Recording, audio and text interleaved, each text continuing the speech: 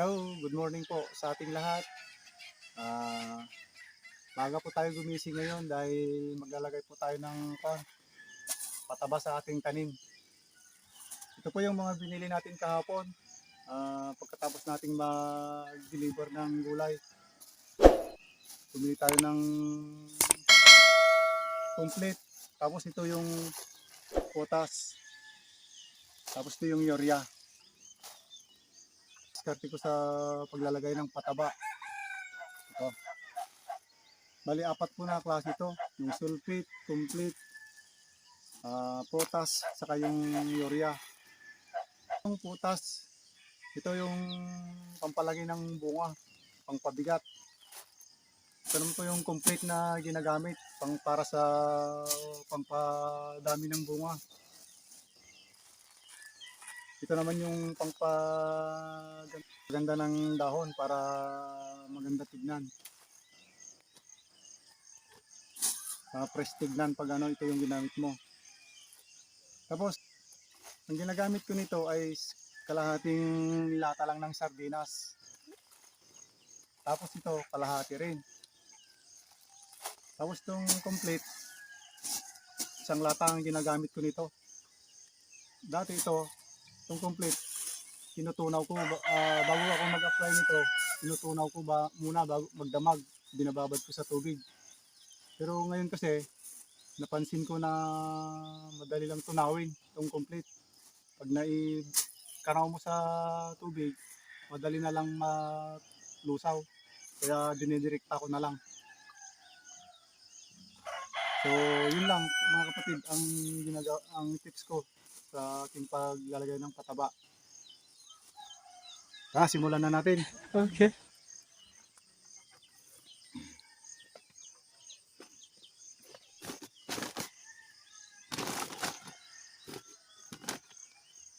Bali, ito na yung kapatid, yung mga dati ko nang nahalo to. Ito muna ang una kong gagamitin. Halo na to.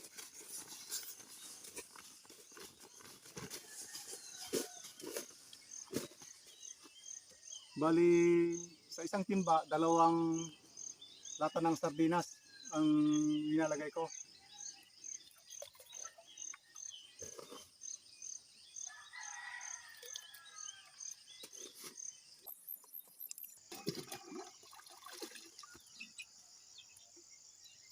Ang tanim natin, parang tao rin yan.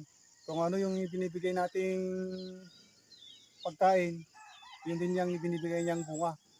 Parang ganun yun. Kung inaalagaan mo, madali lang lumaki. Ito parang maintenance niya to, yung paglalagay ng pataba para ito dito.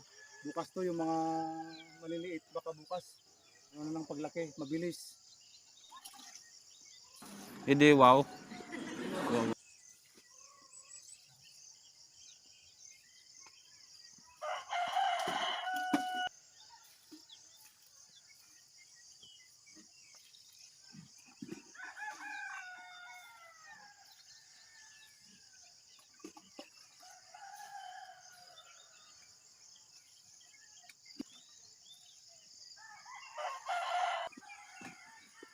A few minutes later.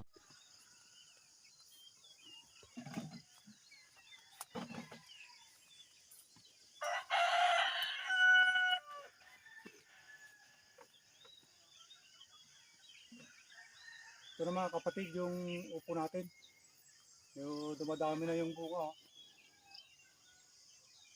Wow naman! Marami Wow! na lumalabas yung bunga. Ito. Oh, tatlo. Isa, dalawa, tatlo. 4, 5, 6, 7, 8. Kabila. 8. Nagsisimula pa lang mamunga mga kapatid, pero 8 bunga na sa isang puno pa lang. So, dito tayo kumukuha ng pangulam. Pag wala tayong maulam, hindi na natin kailangan bumili pa.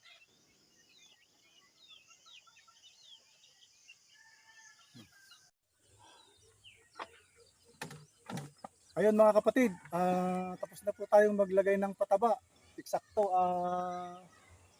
sisikat na yung araw.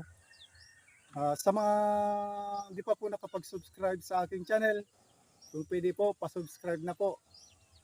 Tapos, pindutin na rin po ang notification bell para updated ka sa susunod naming videos.